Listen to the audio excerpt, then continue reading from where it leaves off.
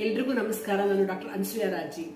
ಹಸ್ತಗಳು ಎಲ್ಲರದು ಒಂದೇ ತರ ಇರೋದಿಲ್ಲ, ಒಬ್ಬೊಬ್ಬರಿಗೆ ಒಂದೊಂದರ ಹಸ್ತ ಇರುತ್ತೆ. ಅದನ್ನ ಹಸ್ತವನ್ನ 7 ಭಾಗವಾಗಿ ವಿಂಗಡಿಸಿದ್ದಾರೆ. ಅದರಲ್ಲಿ ಮೊದಲನೇದು ಕಿರಿಯ ಕೈ.